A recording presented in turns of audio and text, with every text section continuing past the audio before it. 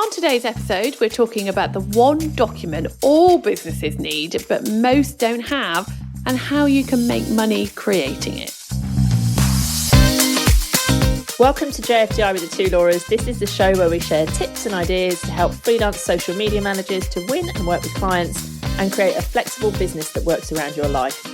On the show today, we're talking about a very important document that all businesses using social media need, but very few have. A brand voice guide. What is it? Why do they need it? And how can you make money creating one for them? That's what we're covering today. And as always, if you have questions about this after the show, then we're here to answer them. Head over to Facebook, search for the Social Media Managers Hub, where we can answer all your follow-up questions. The group is free for our email subscribers, and you'll just have to pop your name in the box to be let in. So let's dive straight into it, and let's start with what the heck is a brand voice guide? At least he said heck. That was very American of me. I know, very much so. So, a brand voice guide is a very detailed document, and it's going to essentially contain all the information that anybody working on a brand's marketing can use to ensure that everything, so the social content, your ads, your blogs, your emails, you'll use it to ensure that they all sound like they're coming from the one person or the one overarching brand. So whether that you want it to sound like they're all coming from the business owner, if it's quite a small business, or whether it be very kind of tonal to the brand. So for example, if you think of like Wendy's or Innocent Smoothies, there will be hundreds of, it's not actually Innocent Smoothies, is it? It's just Innocent. They will have hundreds. Sell smoothies, so let's go with it. Okay, let's rebrand. They will have hundreds of people working on their accounts, and a good handful of them working on just their social accounts. But yet everything that they do all sounds the same. So that is because they will have a brand voice guide. I'd love to see their brand voice guide, just as I would too. Slight caveat. So, for example, some of the things it could include, and we had an interesting conversation, I don't know whether you saw it, Laura, in the Hub Facebook group about this, I think it was yesterday. So it can include things like the use of emojis, like should you or shouldn't you? Are there certain emojis you shouldn't avoid? Because we all know some emojis have double meanings, so it's those kind of things. But the conversation I had yesterday was about, because someone had got the brand voice guide from the Social Media Managers Toolkit, and she was discussing why we were asking about celebrities. So of course you can just picture it. You want to share something on your Instagram stories, and you want to choose like a GIF, like I don't know, a celebratory GIF, and they choose a celebrity. So like they choose Russell Brand, for example. I don't want to get sued. Are we allowed to say that? And I'm sure he's not listening. And they choose a funny GIF. Maybe they don't even realise it's Russell Brand. So they share it. And then obviously there's uproar. There's customers saying, I'm never going to shop with you because you support Russell Brand. And all you wanted to do was use a GIF. So a brand voice guide will help you to identify things like that. Like, are there celebrities that you want to be associated with? So, for example, we always use Chris Hemsworth, and that's fine by us. I mean, who wouldn't? Well, shockingly, there may be some people who don't want to. So this brand voice guide is your way that you can document all of that, so you don't get into kind of any trouble, really. Yeah. So that's it in a nutshell. Am I right? Yeah. Like, I think lots of people will look at this and think, yeah, but it will tell me whether I need to be formal or conversational, how chatty can I be and all of that stuff. And that is kind of like the tone of voice whole kind of conversation. But this is much more in depth. So it doesn't just, say, oh, we're quite a formal brand. It will tell you how to sound formal for that brand. If you're a conversational chatty brand, it will tell you how you sound chatty for that brand, what terminology they would use, what words they don't use, how they say certain things, so like if you're commenting and someone, you want to say well done to someone, does that brand literally say well done? Or do they have another way of saying, oh my God, this is amazing, and like with loads of emojis? Whoop, whoop. Like do they say things like, oh, I appreciate you, or do they say things like thank you? It's just those little nuances that make people sound like themselves or like someone else. Yeah. When you don't have this, it's so obvious that someone else is doing the socials. And that's why some people don't like to outsource their socials, because they don't think that it's possible for someone else to sound like them. But when you've got this, you can totally sound like anybody, which is actually a bit scary when you think about it. Yeah. But yeah, not in a scary AI way. And when you're really utilising a good brand voice guide, it's a real selling point. It's something you should be telling people that you have, and it's very comprehensive, and it's, it doesn't just cover, as like Laura said, the large majority of it's going to be covering that written word, but actually, like we've covered, it's images, it's GIFs, it's emojis, there's so much in there, it's celebrity, all of that. Just little things, unfortunately, in the world we live in, people are very quick to criticise as well. So it's a good safety blanket, I think, for social media marketers. And I think that's something I always struggle with when I first start working with a client, is getting that right. So having this resource to kind of refer back to, and it's a working document. You'll constantly need to review it, So a couple of years ago, just back to Russell Brand, a couple of years ago, people will have had him potentially as a celebrity, but now they wouldn't want to. Yeah. So it'd be a document that will be constantly reviewed, like a Bible. It's a good way as well to work with a brand that if you don't necessarily really understand them to start with, because especially if they use like technical language and technical jargon that is relevant to their audience, so it's going to be in content, but you don't really get it. If that's in the brand voice guide, then it's like a dictionary. It will explain things to you. So if someone's asking a question, you wouldn't just answer it like how Joe Blogs would answer it. You would answer it how that business would answer it, with the right terminology and the right language and stuff. And it makes you sound great. Like a glossary. Like a glossary almost, yeah.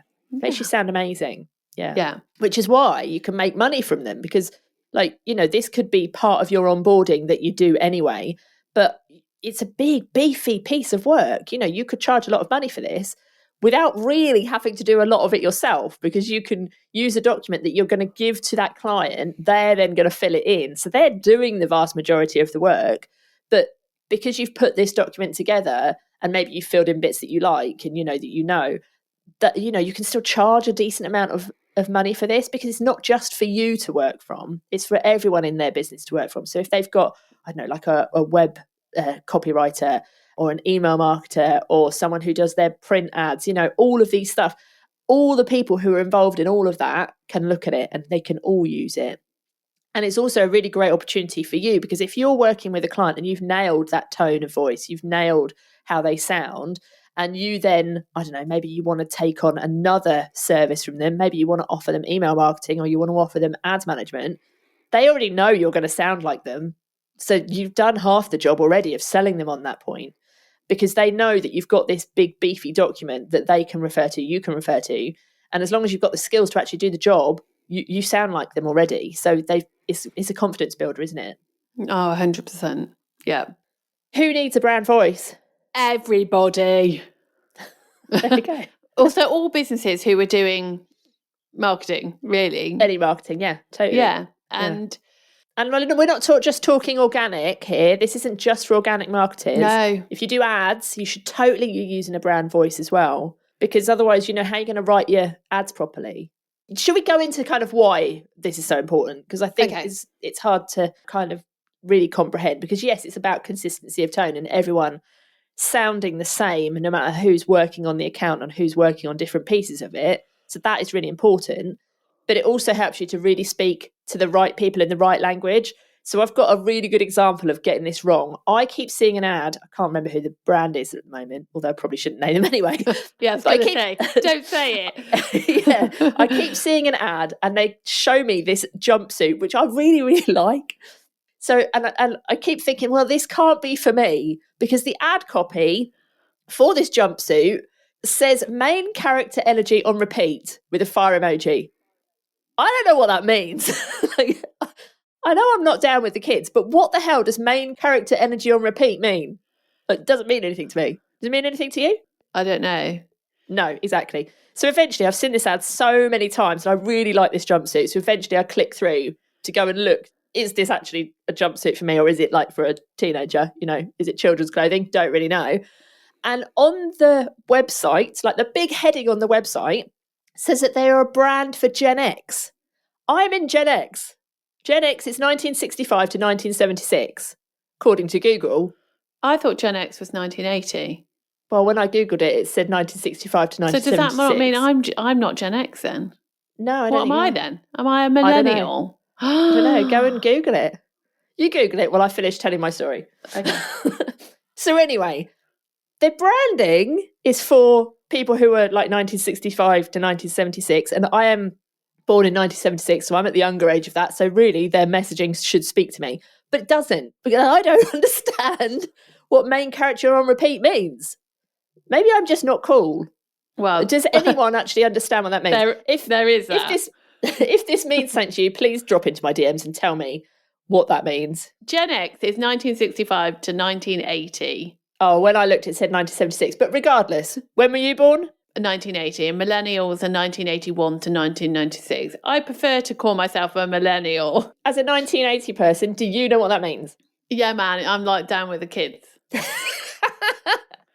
I'm a millennial. No, I haven't got a bloody clue. No, so I still like this jumpsuit, but I'm still like, I don't think I can buy it because I don't think it's for me. And I feel like I'll look like a moron wearing it if it's not really for people of my age. Do you know what I mean? So it's like the whole messaging, and it's probably cost them a fortune showing me this ad and getting me to click 100 times. Well, yeah, you've probably got loads of like people our age clicking on it going, what? Has no one commented? You should comment. Not that I've seen. No, not that I've seen. Maybe I should next time I see it. Totally comment. But also, just buy the bloody jumpsuit, Laura. You can wear what you want. Yeah, I know. Anyway, yeah, well, but that is a perfect example, isn't it? It's about using the correct language for your target audience. And I suspect a Gen Z has written that. Probably. Yeah, without a brand voice guide. Yeah. Yeah, and they're probably listening to this podcast going, you moron, this is what it means. Oh, yeah, you're well, so if you are, please drop into my DMs and let me know. All right, granny. Yes, sorry, I've totally got sidetracked now by how old I feel. Not as old as me. Anyway. Yeah, well, there's always that. Okay, so yes, so your brand voice, the one thing that I like about brand voice guides is that you know you're doing it right. It's kind of that confidence that really no one, if it's in the guide, no one can question it. So if you have someone in the team going, well, why did you use that emoji? And it's like, well, look, it's not in the brand voice guide. Like I can't. Yeah. So if you've got a problem, add it in, which is what I mean earlier by it has to be this working document. Yeah. But yeah, so in theory, no one can question your content if you are following that brand voice guide. It kind of sets boundaries, doesn't it, with those clients? And I was going to say, I personally don't work with clients who want post-approval. Like I never have, and I would never will. I can't cope with the complexities of having to wait for someone to approve it. So I don't work with them, but I do try to follow. Like our clients have got brand voice guidance. It probably needs to be updated. Probably need to practice what I'm preaching here. But I therefore have the security in knowing that what I am saying is on brand. So I don't need it approved. And I do get, like, before you all come at me, like I do understand that there are some industries where you may have to have a post-approval on for accuracy reasons. But that would be it, really. I don't think everyone should trust their social media marketer. If they've got a good brand voice guide, then you should just let them go. Let them be free. Let them have that scope of work. I think as well, like, if you think about brands like Aldi, Wendy's and Innocent, like we were talking about before, and you see that they will jump on trends so quickly. But these are big brands who have got, like, they will have to also jump through hoops with lawyers about what they say. But they can jump on these trends really quickly because they've got a brand voice. They know what they can and can't say without having to get approval. And there will be things that, if you are working with a client that needs approval, there will be things that you don't have to get approval for. And that should be in the brand voice. And the things that you do need approval for will be approved far quicker because you've got it right. Yeah, you won't have to be making hundreds of edits. But I think that Aldi and Marks and Spencer's content about, how they fell out about Colin the Caterpillar. And they still now occasionally, Aldi will still, and it's like they are close to the line, I reckon. So they'll be able to do that because they've been given their guidelines. They'll have boundaries. They'll know what they can do and what they can't do. And some of it is questionable. I suspect their like legal team like have to take deep breaths sometimes, but they can do all that. They've got the freedom to do that. They don't need to go through, especially in big corporates, go through 10 layers of approval. They can just do it because they know what they can or can't say. So yeah, definitely. I think there's another really good reason to have a brand voice guide. And I know that lots of people who listen to this podcast are going to love this reason. If you've got a client who has ever gone rogue and started posting when you're managing their accounts and you've put this amazing content out and it's doing really well, and then your client puts a really shit post out, you're like, what the hell is this crap?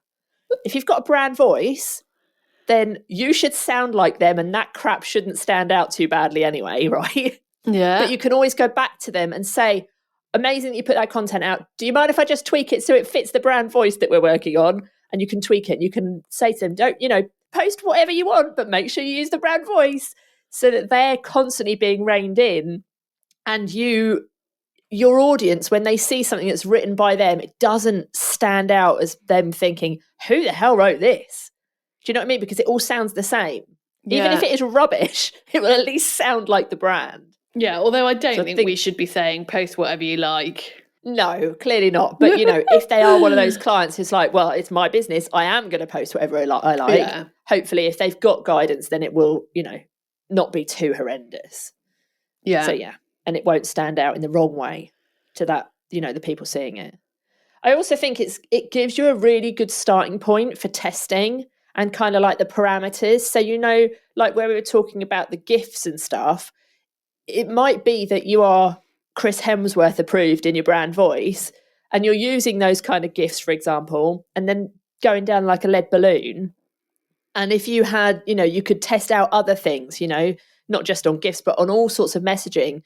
If you've got things that are in the brand voice and right, this is how we always speak, can we try something else? And it's put in the brand voice so it still sounds like you, but it's something different. It gives you testing parameters that your client, has approved and stuff. So I think that's a good thing to think about as well. Definitely. In terms of like what it actually looks like, because I know people are probably thinking, yeah, but this is great, Laura's, but what actually is a brand voice? The only way I can explain a brand voice guide is it's a really detailed document. Like there are a lot of questions in there. You're going to ask them a lot of things. And then either you're going to spend time filling it in, or you're going to give it to their client and they're going to spend time filling it in, or you're going to do it together to kind of get all of this information. But it's really, really detailed. Like think about anything that you've ever written on social. What would you need to know? You need to know what kind of emojis they use, what kind of GIFs they use, all of those basic things.